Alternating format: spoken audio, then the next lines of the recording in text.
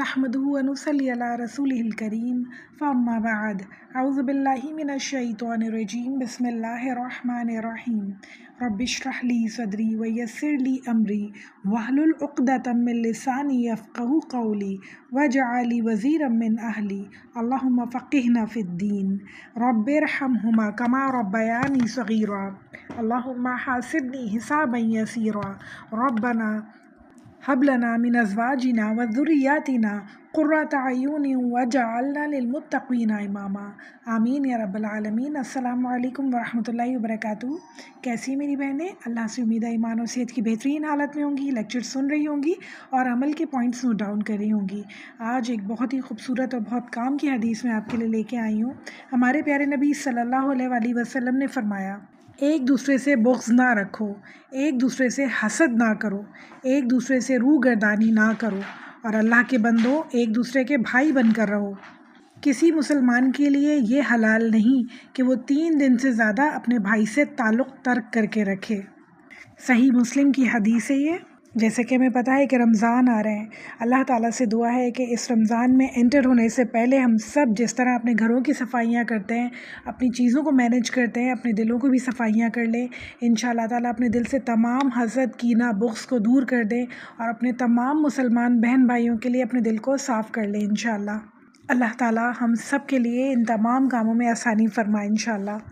اب اپنے لیکچر کی طرف آ جاتے ہیں۔ سورۃ الانعام پارہ نمبر 8 آیت نمبر 141 سے انشاءاللہ تعالیٰ آج ہم کمپلیٹ کریں گے، اسٹارٹ کریں گے اور دیکھتے ہیں اللہ تعالیٰ ہم سے کیا فرما رہے ہیں۔ اعوذ باللہ من الشیطان الرجیم بسم اللہ الرحمن الرحیم۔ وَهُوَ الَّذِي أَنشَأَ جَنَّاتٍ مَّعْرُوشَاتٍ وغير معروشات والنخل والزرع مختلفا أكله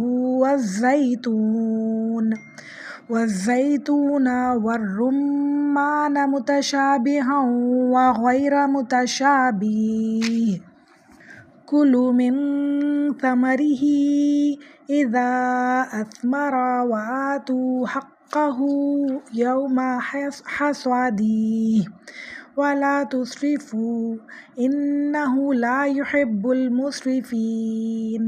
اور وہی ہے جس نے باغات پیدا کیے، اور وہ بھی جو چڑھائی جاتی ہیں اور جو نہیں چڑھائی جاتی۔ یہ بیلوں کا ذکر کر رہے ہیں اللہ تعالیٰ کہ اللہ تعالیٰ نے باغات میں ایسی بھی بیلیں پیدا کی ہیں جو چڑھائی جاتی ہیں، جو ہم دیکھتے ہیں کہ بہت ساری بیلیں چیزوں کے اوپر چڑھ جاتی ہیں اور بہت ساری بیلیں ایسی ہیں جو زمین پر ہی چلتی ہیں، تو ان کا ذکر کر رہے ہیں اللہ تعالیٰ۔ پھر آگے فرما رہے ہیں، اور کھجور کے درخت اور کھیتی جن میں کھانے کی بہت سی مختلف چیزیں ہیں، اور زیتون، انار جو باہم ایک دوسرے سے ملتے جلتے ہیں اور ایک دوسرے سے ملتے جلتے نہیں بھی ہیں۔ ان سب کے پھلوں میں سے کھاؤ جب وہ نکل آئیں، اور اس میں جو حق واجب ہے وہ اسے کاٹنے کے دن ادا کر دیا کرو، اور حد سے مت گزرو، یقیناً اللہ تعالیٰ حد سے گزرنے والوں کو پسند نہیں کرتا۔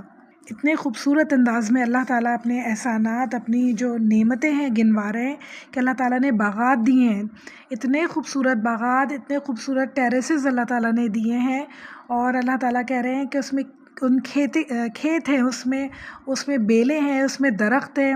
اللہ تعالیٰ نے زیتون، انار اور بہت سارے اور بھی چیزوں کے ہمیں گنوائے ہیں پھل، اور اللہ تعالیٰ کہہ رہے ہیں کہ جب انہیں کاٹنے کا وقت آئے تو حق ادا کر دیا کرو۔ یہاں پہ زکوٰۃ اور صدقات کی بات ہو رہی ہے کہ اللہ تعالیٰ کہہ رہے ہیں کہ جو اللہ تعالیٰ کے دیے ہوئے پھل ہے اس پہ اللہ تعالیٰ کے نام پہ نکالنا بہت زیادہ ضروری ہے، یعنی اللہ تعالیٰ نے جو نعمتیں آپ کو دی ہیں انہیں اللہ تعالیٰ کے نام پہ صدقہ، خیرات اور زکوٰۃ ان کی ادا کرنا بہت زیادہ ضروری ہے۔ پھر اللہ تعالیٰ کہہ رہے ہیں حد سے مت گزرو، یعنی کسی بھی معاملے میں حد سے نہیں گزرو، اسراف کرنے میں بھی حد سے نہیں گزرو اور کنجوسی کرنے میں بھی حد سے نہ گزرو۔ اللہ تعالیٰ کو حد سے گزرنے والے لوگ پسند نہیں ہیں، یعنی ہر معاملہ جو ہے اعتدال میں کرنا ضروری ہے۔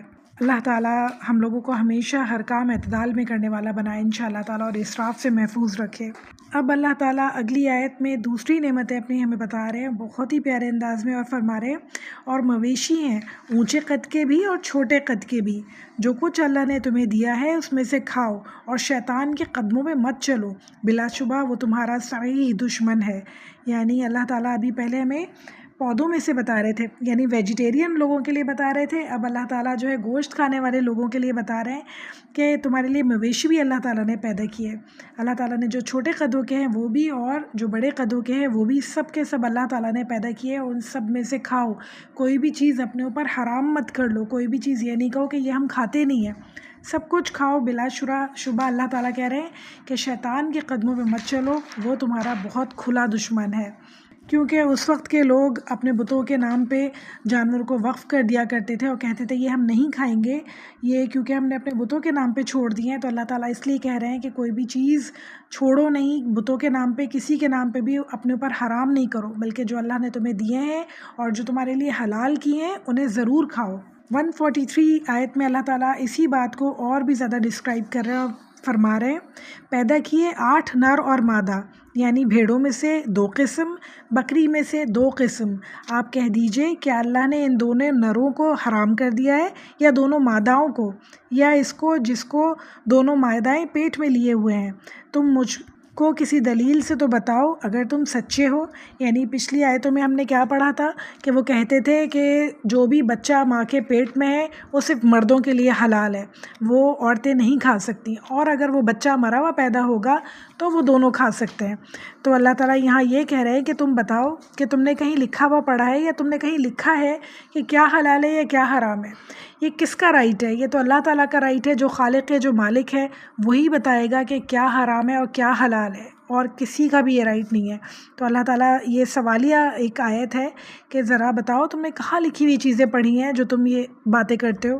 آگے اسی بات کو اور اللہ تعالیٰ کہہ رہے ہیں اور اونٹ میں سے 2 قسم اور گائے میں سے 2 قسم. آپ کہہ دیجئے کہ اللہ تعالیٰ نے ان دونوں نروں کو حرام کیا ہے یا ان دونوں ماداؤں کو، یا اس کو جس کو دونوں مادائیں پیٹ میں لیے ہوئے ہیں؟ کیا تم حاضر تھے جس وقت اللہ تعالیٰ نے تمہیں یہ حکم دیا تھا؟ تو اس سے زیادہ کون ظالم ہوگا جو اللہ تعالیٰ پر جھوٹی دلیل، جھوٹی تہمت لگائے تاکہ لوگوں کو گمراہ کرے. یقیناً اللہ تعالیٰ ظالموں کو راستہ نہیں دکھاتے. حضرت یعقوب علیہ السلام اونٹ کا گوشت نہیں کھاتے تھے، واللہ عالم انہیں الرجی تھی یا انہیں کیا مسئلہ تھا. تو پوری ان کی قوم نے کہا کہ جب ہمارے نبی نہیں کھاتے تو ہم بھی نہیں کھائیں گے. ان سب نے اپنے اوپر اونٹ کا گوشت حرام کر لیا. تو اللہ تعالیٰ اس لیے یہاں یہ کہہ رہے ہیں کہ تم لوگ بتاؤ کہ تم لوگ اس وقت حاضر تھے جب اللہ تعالیٰ نے یہ حکم دیا، کیونکہ اللہ تعالیٰ کے حکم کے بغیر کسی کا حکم نہیں چلتا، صرف اور صرف حکم چلے گا اللہ تعالیٰ کا، کیونکہ اللہ تعالیٰ نے یہ ساری چیزیں پیدا کی ہیں. تو یہ اللہ تعالیٰ کہہ رہے ہیں کہ اللہ تعالیٰ کے اوپر جھوٹ گڑھ رہے ہیں کہ اللہ تعالیٰ نے حرام کیا ہے، حالانکہ ایسا بالکل بھی نہیں ہے. اللہ تعالیٰ نے ان میں سے کوئی چیز حرام نہیں کی. 145 آیت میں اللہ تعالیٰ بتا رہے ہیں کہ اللہ تعالیٰ نے کیا کیا چیزیں حرام کی ہیں. اللہ تعالیٰ فرما رہے ہیں آپ کہہ دیجئے، یعنی رسول اللہ صلی اللہ علیہ وآلہ وسلم کے ذریعے سے فرما رہے ہیں جو کچھ احکام بذریعہ وہی میرے پاس آئے ان میں تو میں کوئی حرام چیز نہیں پاتا کھانے کے لیے، کھانے والوں کے لیے، مگر یہ کہ وہ مردار ہو یا بہتا ہوا خون ہو یا خنزیر کا گوشت ہو، کیونکہ وہ بالکل ناپاک ہے، یا جو شرک کا ذریعہ ہو کہ غیر اللہ کے لیے نامزد کر دیا گیا ہو. سورۃ البقرہ میں ہم پڑھ چکے ہیں بہت تفصیل میں یہ ساری چیزیں، مگر پھر بھی ایک بات دوبارہ آپ کو بتا دوں کہ اللہ تعالیٰ نے حرام کی ہے مردار. اور ہمیں پتہ ہے کہ اللہ تعالیٰ نے کیوں مردار گوشت حرام کیا ہے، کیونکہ جو بھی جانور مر جاتا ہے، کوئی بھی چیز مر جاتی ہے، جب اس کے اندر ڈیکمپوزیشن شروع ہو جاتی ہے، بیکٹیریاز بننے شروع ہو جاتے ہیں، مختلف قسم کی گیسز بننی شروع ہو جاتی ہیں، وہ بہت زیادہ ہارمفل ہو جاتا ہے انسانوں کے لیے. اسی طرح اللہ تعالیٰ کہہ رہے ہیں خنزیر کا گوشت اور بہتا ہوا خون، یہ سب چیزیں بہت سخت نقصان دہ انسان کی صحت کے لیے، جسمانی صحت کے لیے بھی اور روحانی صحت کے لیے بھی. اس لیے اللہ تعالیٰ نے یہ منع کی. اور بنائی کیوں اللہ تعالیٰ نے؟ اس لیے تاکہ انسان کی آزمائش کرے. ایک طرف اللہ تعالیٰ نے بہت ڈھیروں چیز حلال بنائی انسان کے لیے، بہت مزیدار، بہت فائدہ مند، جو انسان کو ذہن کو بھی تقویت دیں، جو انسان کے جسم کو بھی فائدہ دیں. اور کچھ چیزیں حرام بنا کے اللہ تعالیٰ نے امتحان لیا انسان کا کہ دیکھو انسان کس حد تک جا سکتا ہے. تو اللہ تعالیٰ ہم سب کو تمام چیزیں جو اللہ تعالیٰ نے حرام کی ہیں ان سے ہزاروں میل دور رہنے کی توفیق عطا فرمائے انشاءاللہ. پھر اللہ تعالیٰ ایک اجازت دے رہے ہیں اسی آیت میں آگے، اور فرما رہے ہیں پھر جو شخص مجبور ہو جائے بشرط یہ کہ وہ طالب لذت نہ ہو اور نہ تجاوز کرنے والوں میں سے ہو، تو واقعی آپ کا رب غفور الرحیم ہے۔ سبحان اللہ، اللہ تعالیٰ اتنے غفور الرحیم ہے۔ یہاں اللہ تعالیٰ یہ کہہ رہے ہیں کہ کوئی شخص مجبور ہو جائے، یعنی اس کی حالت ایسی ہو جائے فاقے سے کہ وہ مرنے والا ہو جائے بھوک سے، اور اس کے سامنے کوئی حرام چیز ہو تو وہ کھا سکتا ہے اسے، مگر صرف اتنی کہ اس کی جان بچ جائے، یعنی 2-3 لقمے، وہ بھی بہت کراہیت سے، بہت مجبوری کی حالت میں اللہ تعالیٰ سے توبہ کرتے ہوئے وہ کھائے کہ اللہ تعالیٰ میں کھا رہا ہوں صرف اس لیے کہ مجھے اپنی جان بچانی ہے۔ آپ جانتے ہیں کہ مجھے لذت نہیں چاہیے، مجھے تجاوز نہیں کرنا ہے، اپنے دین سے آگے نہیں نکلنا ہے، آپ کی باتوں کی مجھے خلاف ورزی نہیں کرنی، صرف اپنی جان بچانے کے لیے کھا رہا ہوں۔ تو اللہ تعالیٰ کہہ رہے ہیں اللہ تعالیٰ بہت غفور الرحیم ہے، اللہ تعالیٰ بخشنے والے ہیں، اللہ تعالیٰ وہ وقت کسی کے اوپر بھی نہ لائے انشاءاللہ۔ 146 آیت اللہ تعالیٰ یہودیوں کی بات کر رہے ہیں اور فرما رہے ہیں ہم نے یہود پر تمام ناخن والے جانور حرام کر دیے تھے، اور گائے اور بکری میں سے ان دونوں کی چربیاں حرام کر دی تھیں، مگر وہ جو ان کی پشت پر یا اتڑیوں پر لگی ہوئی ہو یا ہڈیوں سے ملی ہوئی ہو۔ یہ ان کے ساتھ اس لیے ہوا کہ یہ بہت زیادہ سوال کیا کرتے تھے اور بہت زیادہ نافرمانی کیا کرتے تھے۔ آگے اللہ تعالیٰ بات یہی بتا رہے ہیں ان کی شرارت کے سبب ہم نے انہیں سزا دی، اور ہم یقیناً سچے ہیں۔ آگے آیت میں اللہ تعالیٰ فرما رہے ہیں پھر اگر یہ آپ کو کاذب کہیں تو آپ فرما دیجئے کہ تمہارا رب بڑی وسعت والا اور رحمت والا ہے، اور اس کا عذاب مجرم لوگوں سے نہ ٹلے گا۔ اللہ اکبر، یعنی وہ آپ سے کہتے رہتے ہیں کہ عذاب کب آئے گا، عذاب کب آئے گا، تو انہیں بتا دیجئے کہ بہت جلد عذاب آنے والا ہے، اور ٹلنے والا نہیں ہے عذاب ان لوگوں سے جو اللہ تعالیٰ کی آیتوں سے انکار کرتے ہیں۔ اور عذاب ٹلنے کا مطلب یہ نہیں ہے کہ عذاب کبھی آئے گا نہیں، جو اللہ تعالیٰ نے فکس ٹائم رکھا ہے اس پہ عذاب آ کے رہے گا۔ یہ مشرکین یوں کہتے ہیں کہ اللہ تعالیٰ کو منظور ہوتا تو ہم شرک نہ کرتے، نہ ہمارے باپ دادا شرک کرتے، اور نہ ہم کسی چیز کو حرام کہتے۔ بہت دفعہ یہ بات ہمارے ذہن میں بھی آتی ہے کہ اللہ تعالیٰ نے سب کچھ لکھ لیا ہے جب، تو انسان کو اختیار کی آزادی کیسے ہے؟ تو یہ اللہ تعالیٰ کی رضا اور اللہ تعالیٰ کی مشیت ہے، یعنی اللہ تعالیٰ جب انسان کو چھوٹ دے دیتا ہے نا کہ آپ جاؤ تمہاری جو مرضی آئے وہ کرو، یہ اللہ تعالیٰ کی رضا نہیں ہے کہ چور چوری کرے، مگر یہ اللہ تعالیٰ کی مشیت ہے، یعنی اللہ تعالیٰ نے اختیار کی آزادی دی ہے۔ تو یہاں جو لوگ شرک کر رہے ہیں بتانے کے باوجود، سمجھانے کے باوجود، یہ ان کی آزمائش ہے اور اللہ تعالیٰ امتحان لے رہے ہیں ان کا۔ بے شک اللہ تعالیٰ چاہتے تو کوئی نہ شرک کرتا، نہ کوئی برا کام کرتا، مگر اللہ تعالیٰ نے اختیار کی آزادی دی ہے انسان کو کہ تمہیں سمجھا دیا، تمہیں ساری آیتیں کھول کھول کے بتا دی، اچھے برے کا فرق سمجھا دیا، اب تمہارے اوپر ہے کہ تم کون سا رستہ چنتے ہو اپنے لیے۔ اسی آیت کو کنٹینیو کرتے ہوئے اللہ تعالیٰ کہہ رہے ہیں اور اسی طرح جو لوگ ان سے پہلے گزر چکے ہیں انہوں نے بھی تکذیب کی تھی، یہاں تک کہ انہوں نے ہمارے عذاب کا مزہ چکھ لیا۔ آپ کہہ دیجئے کیا تمہارے پاس کوئی دلیل ہے تو اس کو ہمارے روبرو ظاہر کر دو۔ تم لوگ محض خیالی باتوں پر چلتے ہو، تم بالکل اٹکل کی باتیں بناتے ہو۔ مفسرین کے مطابق اللہ تعالیٰ یہاں پہ یہ کہنا چاہ رہے ہیں کہ وہ لوگ یہ کہتے تھے کہ اگر اللہ تعالیٰ چاہتے تو ہمیں روک لیتے، اللہ تعالیٰ نے ہمیں روکا نہیں، اس کا مطلب نعوذ باللہ کہ اللہ تعالیٰ کی رضا اسی میں تھی، تو جب اللہ کی رضا اس میں ہی تھی تو اللہ تعالیٰ نے عذاب کیوں دیا؟ تو اللہ تعالیٰ کہہ رہے ہیں کہ تمہارے پاس کوئی دلیل ہے کہ اللہ تعالیٰ کی رضا تھی اور اللہ تعالیٰ نے کیوں تمہیں آزادی دی؟ تمہیں پتہ ہے یہ بات؟ تم بغیر سوچے سمجھے بس باتیں بناتے ہو، بس اپنی طرف سے کہتے جاتے ہو، سوچتے سمجھتے نہیں ہو۔ 149 آیت اللہ تعالیٰ کہہ رہے ہیں آپ کہہ دیجئے پوری حجت اللہ ہی کی رہی، پھر اگر وہ چاہتا تو تم سب کو راہ راست پر لے آتا۔ 150 آیت اللہ تعالیٰ کہہ رہے ہیں آپ کہہ دیجئے اپنے گواہوں کو لاؤ جو اس بات پہ شہادت دیں کہ اللہ تعالیٰ نے ان چیزوں کو حرام کر دیا ہے، پھر اگر وہ گواہی دیں تو آپ نہ گواہی دیجیے گا، اور ایسے لوگوں کے باطل خیالات کی پیروی مت کیجیے گا جو ہماری آیتوں کو جھٹلاتے ہیں اور جو آخرت پر ایمان نہیں رکھتے، اور وہ اپنے رب کے روبرو دوسروں کو ٹھہراتے ہیں، شریک ٹھہراتے ہیں۔ بار بار ان آیتوں میں اللہ تعالیٰ نے ان چیزوں کا بتایا، ان جانوروں کا بتایا جو مشرکین حرام قرار دے دیا کرتے تھے اپنے بتوں کے نام پہ، انہیں چھوڑ دیا کرتے تھے، نہ انہیں کھایا کرتے تھے، نہ ان سے سواری لیا کرتے تھے۔ تو اللہ تعالیٰ بار بار یہ کہہ رہے ہیں کہ انہیں بلائیے اور ان سے پوچھیے کہ اللہ تعالیٰ نے یہ کب کہا ہے، اور اگر ایسی بات ہے، اگر ان کے پاس گواہ موجود ہیں، وہ گواہی دیں جھوٹی، تو آپ ان کے ساتھ گواہی مت دیجیے گا اور نہ ہی ان میں شامل ہوئیے گا جو غلط باتیں کرتے ہیں لوگ۔ تو اللہ تعالیٰ ہم سب کو ہمیشہ محفوظ رکھے ان لوگوں میں شامل ہونے سے جو غلط اللہ تعالیٰ کی قسمیں کھاتے ہیں یا اللہ تعالیٰ کے بارے میں غلط باتیں کرتے ہیں۔ آیت نمبر 151 بہت ہی امپورٹنٹ ہے۔ اللہ تعالیٰ فرما رہے ہیں، آپ کہہ دیجئے، آؤ میں تمہیں بتاؤں، وہ چیزیں پڑھ کر سناؤں جن کی مخالفت کو تمہارے رب نے تم پر حرام فرما دیا ہے۔ نمبر 1 وہ یہ ہے کہ اللہ تعالیٰ کے ساتھ کسی کو شریک مت ٹھہراؤ، ماں باپ کے ساتھ حسن سلوک کرو، اپنی اولاد کو افلاس کے سبب قتل مت کرو، ہم تمہیں اور ان کو رزق دیتے ہیں، اور بے حیائی کے جتنے طریقے ہیں خواہ وہ اعلانیہ ہوں یا پوشیدہ ہوں ان کے پاس تک بھی نہ جاؤ، اور جس کا خون کرنا اللہ تعالیٰ نے تمہارے اوپر حرام کر دیا ہے اسے قتل مت کرو، ہاں مگر حق کے ساتھ۔ ان کا تم کو تاکیدی حکم دیا جاتا ہے تاکہ تم سمجھو۔ سب سے پہلی بات جو اللہ تعالیٰ ہمیشہ کہتے ہیں کہ اللہ تعالیٰ کے ساتھ کسی کو شریک مت ٹھہراؤ۔ اللہ تعالیٰ کے ساتھ کسی کو شریک ٹھہرانے کے بہت سارے طریقے ہو سکتے ہیں، بہت سارے طریقے، تو بہت زیادہ سوچ سمجھ کے ہمیں یہ کام کرنا ہوگا ہمیشہ انشاءاللہ کہ اللہ تعالیٰ کے ساتھ کبھی کسی کو شریک نہیں ٹھہرانا۔ سب سے پہلے جو انسان کسی کو شریک ٹھہراتا ہے وہ اپنا نفس ہوتا ہے، اپنی خواہشات ہوتی ہیں۔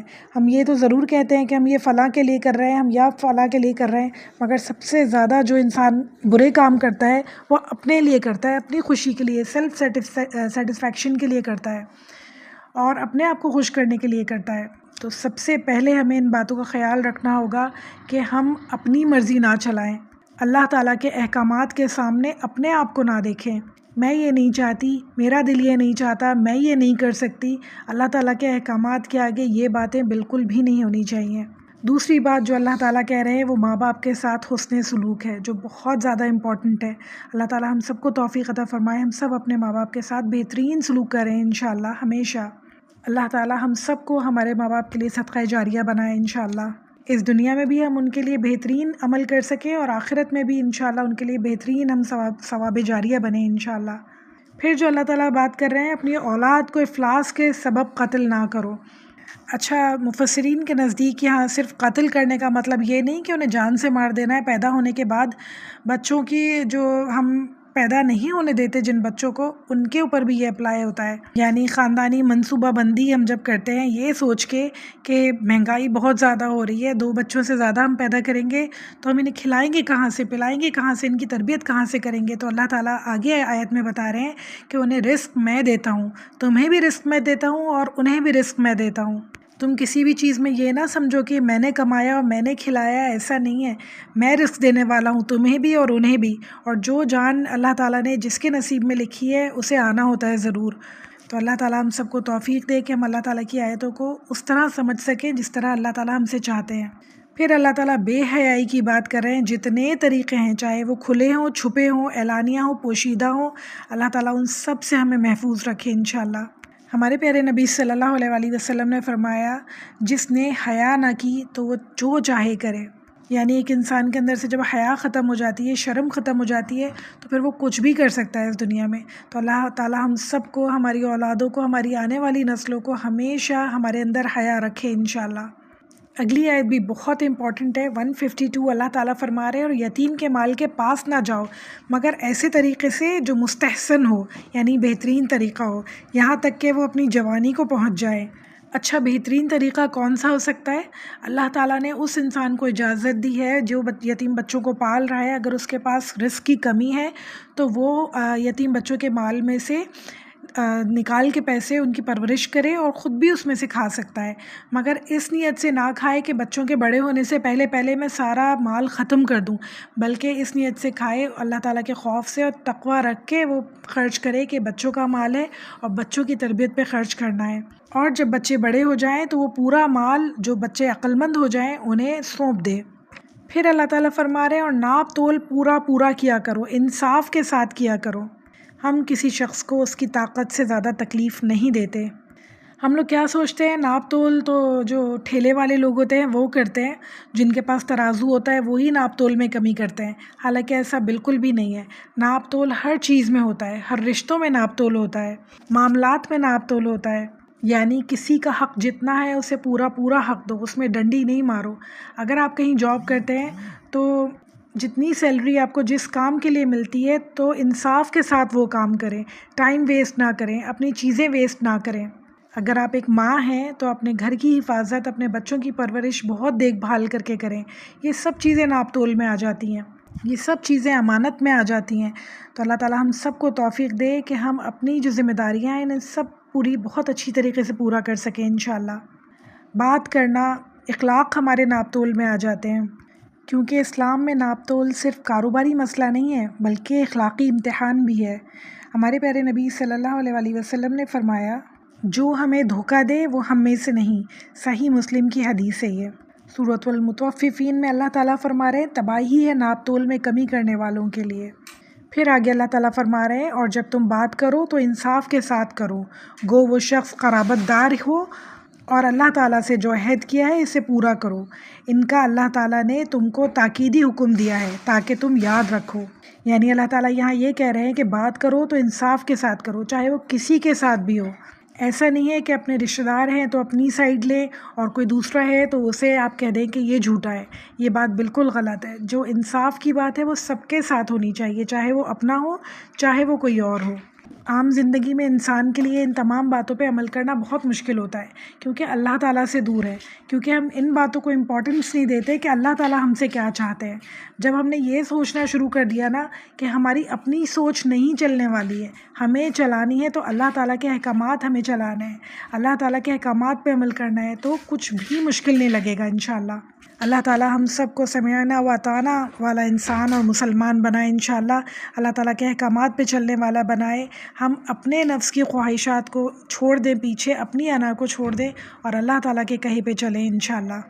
153 آیت اللہ تعالیٰ کہہ رہے ہیں، اور یہ کہ دین میرا راستہ ہے جو مستقیم ہے، سو اس پر چلو اور دوسرے راستوں پر مت چلو کہ یہ راہیں تمہیں اللہ سے جدا کر دیں گی۔ اس کا تم کو اللہ تعالیٰ نے تاکیدی حکم کیا ہے تاکہ تم پرہیزگاری اختیار کرو۔ بار بار اللہ تعالیٰ بتا رہے ہیں کہ اللہ تعالیٰ کا تاکیدی حکم ہے، یعنی اللہ تعالیٰ نے بہت زور دے کے بہت امپورٹنس بتائی ہے ان ساری باتوں کی جو ابھی ہم نے آیتوں میں پڑھی ہیں۔ اللہ تعالیٰ ہم سب کو ان کو سمجھنے کی توفیق عطا فرمائے۔ 154 آیت اللہ تعالیٰ فرما رہے ہیں، پھر ہم نے موسیٰ علیہ السلام کو کتاب دی تھی جس سے اچھی طرح عمل کرنے والوں پر نعمت پوری ہو اور سب احکامات کی تفصیل ہو جائے اور رہنمائی ہو اور رحمت ہو، تاکہ وہ لوگ اپنے رب کے ملنے پر یقین لائیں۔ یعنی اللہ تعالیٰ نے اتنا رحم، اتنی مہربانیاں کی تھی ان کے اوپر، بنی اسرائیل کی بات ہو رہی ہے، مگر ان لوگوں نے کیا کیا؟ ان لوگوں نے ہمیشہ نافرمانی کی، ہمیشہ ناشکری کی۔ اتنے رحمتیں، اتنی نعمتیں اور اتنے معجزات آنے کے باوجود وہ کبھی نہیں مانے۔ 155 جو کہ ہمارے لیکچر کی لاسٹ آیت ہے، اللہ تعالیٰ کہہ رہے ہیں، اب قرآن کے بارے میں اللہ تعالیٰ بات کر رہے ہیں اور فرما رہے ہیں، اور یہ کتاب ہے جس کو ہم نے بھیجا، بڑی خیر و برکت والی ہے، سو اس کی اتباع کرو اور ڈرو تاکہ تم پر رحمت ہو۔ حضرت موسیٰ علیہ السلام پہ اللہ تعالیٰ نے توریت نازل فرمائی، حضرت داؤد علیہ السلام پہ زبور، حضرت عیسیٰ علیہ السلام پہ انجیل، اور محمد صلی اللہ علیہ وآلہ وسلم پر قرآن، جو کہ تمام کتابوں کا مجموعہ ہے۔ یعنی اللہ تعالیٰ نے جتنی آسمانی کتابیں اتاری ان میں جو جو باتیں امپورٹنٹ تھیں ان سب کی سمری کر کے اللہ تعالیٰ نے ہمیں قرآن میں لکھ کر دی ہے، اور تمام وہ باتیں جو اللہ تعالیٰ ہم سے چاہتے ہیں، تمام ہدایت کے اصول اللہ تعالیٰ نے اس کتاب میں درج کر دیے ہیں۔ ہمارے پیارے نبی صلی اللہ علیہ وآلہ وسلم نے فرمایا، بے شک وہ گھر جس میں قرآن پڑھا جاتا ہے اس میں وسعت اور کشادگی ہوتی ہے، اس کے رہنے والوں کے لیے خیر زیادہ ہو جاتی ہے، فرشتے اس میں حاضر ہوتے ہیں اور شیطان وہاں سے نکل جاتا ہے۔ اور وہ گھر جس میں قرآن نہیں پڑھا جاتا وہ اس کے رہنے والوں پر تنگ ہو جاتا ہے، اس کی خیر کم ہو جاتی ہے اور اس سے فرشتے نکل جاتے ہیں اور شیطان اس میں آ جاتا ہے۔ اللہ تعالیٰ ہم سب کو اس قرآن سے بہت زیادہ فائدہ اٹھانے والا بنائے، اس دنیا میں بھی اور آخرت میں بھی انشاءاللہ اس قرآن کی رحمتیں، برکتیں ہمیں ہمیشہ ملتی رہیں۔ ایک اور صحیح مسلم کی بہت امپورٹنٹ حدیث آپ کو بتانا چاہتی ہوں۔ اللہ تعالیٰ اس کتاب کے ذریعے کچھ لوگوں کو بلند کرتا ہے اور کچھ لوگوں کو پست کر دیتا ہے۔ ہمارے پیارے نبی صلی اللہ علیہ وآلہ وسلم نے فرمایا، اللہ تعالیٰ ہم سب کو ان لوگوں میں شامل فرمائے جو اس قرآن کے ذریعے سے بلندیاں حاصل کریں انشاءاللہ تعالیٰ، اس دنیا میں بھی اور آخرت میں عزت حاصل کریں انشاءاللہ۔ یعنی جو انسان قرآن پہ عمل کرتا ہے اسے عزت ملتی ہے، بلندی ملتی ہے، بلند مرتبے درجات ملتے ہیں، اور جسے چھوڑ دیتا ہے، اس سے محروم ہو جاتا ہے، اس دنیا میں بھی ذلت اور رسوائی کا سامنا کرتا ہے اور آخرت میں بھی بہت برا عذاب اس کا منتظر ہے۔ اللہم لا جعلنا منہم، اللہ تعالیٰ ایسے لوگوں میں ہمیں کبھی شامل نہ فرمائے۔ ہمارے پیارے نبی صلی اللہ علیہ وآلہ وسلم نے فرمایا، قرآن تمہارے حق میں بھی دلیل ہے اور تمہارے خلاف بھی دلیل ہے۔ صحیح مسلم کی حدیث ہے یہ۔ یعنی جب انسان قرآن نہیں پڑھے گا، قرآن نہیں سمجھے گا، تو وہ اللہ تعالیٰ کے بتائے ہوئے احکامات پہ عمل کیسے کرے گا؟ تو اس لیے بہت زیادہ ضروری ہے کہ قرآن پڑھیں، سیکھیں، سمجھیں اور پھر اس پہ عمل کرنے کی پوری کوشش کریں انشاءاللہ۔ ہم کیا کرتے ہیں، خالی عربی پڑھتے جاتے ہیں، عربی پڑھتے جاتے ہیں اور یہ سیکھتے ہی نہیں ہے کہ اللہ تعالیٰ ہم سے فرما کیا رہے ہیں، اللہ تعالیٰ ہم سے چاہتے کیا ہیں، اللہ تعالیٰ کن چیزوں کے احکامات دے رہے ہیں اور کن چیزوں سے منع کر رہے ہیں ہمیں۔ جب تک ہم تفسیر نہیں پڑھیں گے، جب تک ہم ورڈ ٹو ورڈ ٹرانسلیشن نہیں سمجھیں گے، جب تک یہ باتیں ہم نہیں سمجھ سکتے ہیں۔ اللہ تعالیٰ سے امید ہے کہ اس رمضان ہم اپنا پکا ارادہ کریں کہ ہم تفسیر پڑھیں گے انشاءاللہ، تاکہ ہمیں پتہ چلے کہ اللہ تعالیٰ ہم سے کیا چاہتے ہیں۔ جب ہم خود سے ترجمہ بھی پڑھتے ہیں نا، اس طرح نہیں سمجھ سکتے جس طرح قرآن کا حق ہے سمجھنے کا، تو بہت زیادہ ضروری ہے کہ پراپر تفسیر پڑھی جائے، پراپر تفسیر سمجھی جائے، تاکہ ہمیں پتہ چلے کہ اللہ تعالیٰ ہم سے کیا چاہتے ہیں۔ ورنہ بہت ساری آیتوں کے ایسے میننگز ہوتے ہیں کہ انسان اس کو پڑھ کے کچھ کا کچھ سمجھ لیتا ہے، کچھ کا کچھ جان لیتا ہے، اور بعض اوقات تو ان کے معنی اپنے ذہن کے مطابق پہنا دیتا ہے ان آیتوں کو، جو کہ بہت زیادہ غلطی ہو جاتی ہے۔ تو اللہ تعالیٰ ہم سب کو توفیق عطا فرمائے کہ جس طرح قرآن کو سیکھنے کا، پڑھنے کا، سمجھنے کا حق ہے، ہم وہ حق ادا کر سکیں انشاءاللہ۔ سورۃ الصعد میں اللہ تعالیٰ فرماتے ہیں، یہ کتاب بابرکت ہے جسے ہم نے آپ کی طرف نازل کیا تاکہ لوگ اس کی آیتیں میں غور کریں اور عقل والے نصیحت حاصل کریں۔ اللہ تعالیٰ ہم سب کو قرآن کی آیتوں میں تدبر کرنے والا بنائے، غور و فکر کرنے والا بنائے۔ یہ نہیں صرف سن لیا، پڑھ لیا اور ختم ہو گئی بات، دل میں اترے یہ آیتیں، دل میں یہ باتیں جائیں، عمل پہ ہم راضی ہوں جب بات ہے۔ اللہ تعالیٰ ہم سب کے دلوں کو عمل کے لیے راضی کر دے انشاءاللہ۔ جب انشاءاللہ تعالیٰ ہم قرآن میں پڑھیں کہ سچ بولو، تو ہم سچ بولیں، ہم جھوٹ بولنا چھوڑ دیں، غیبت کرنا چھوڑ دیں، چغلیاں کرنا چھوڑ دیں، حسد، کینہ، بغض اپنے دل سے نکال دیں۔ جب قرآن ہمیں یہ بتائے کہ ناپ تول میں کمی نہ کرو، تو انشاءاللہ ہم اپنی طرف سے پورا ناپ تول کریں، لوگوں کو ان کی حیثیت سے زیادہ دیں، ان کے حق سے زیادہ دیں انشاءاللہ، اور اس بات پہ یقین رکھیں کہ جو مال ہمارے پاس ہے اللہ تعالیٰ اس میں برکت دینے والا ہے۔ جب اللہ تعالیٰ کہے کہ یتیموں کے مال کے پاس بھی نہ جاؤ، تو ہم پورا مال انہیں ان کے حوالے کر دیں، ان کے مال کی حفاظت کریں۔ ہر وقت اس بات کو یاد رکھیں کہ اللہ تعالیٰ ہمیں دیکھ رہے ہیں، ہر وقت اس بات کو یاد رکھیں کہ اللہ تعالیٰ ہم سے ایک دن حساب کتاب لیں گے ان تمام باتوں کے بارے میں۔ اور انشاءاللہ اس بات کو یاد رکھیں، جو قرآن کو تھامے گا، جو اللہ تعالیٰ کی باتوں کو، احکامات کو یاد رکھے گا، اللہ تعالیٰ اس کو دل کا سکون دیں گے، گھروں میں برکت ہوگی انشاءاللہ، آخرت میں کامیابی ملے گی، ہمیشہ کامیابی ملے گی، اس دنیا میں بھی اور آخرت میں بھی انشاءاللہ رحمتوں برکتوں والی زندگی ہوگی، دلوں کا سکون ہوگا، محبت عزت ہوگی انشاءاللہ، اور آخرت میں بہترین مقام ہوگا انشاءاللہ، اللہ تعالیٰ کی رضا ہوگی سب سے بڑھ کر۔ اللہ تعالیٰ نے یہ جو بہترین کتاب ہمیں دی ہے، خیر و برکت والی کتاب دی ہے، اس پہ پورا عمل کرنے کے اللہ تعالیٰ ہم سب کو توفیق عطا فرمائے انشاءاللہ، اس کا حق ادا کرنے کی توفیق عطا فرمائے انشاءاللہ۔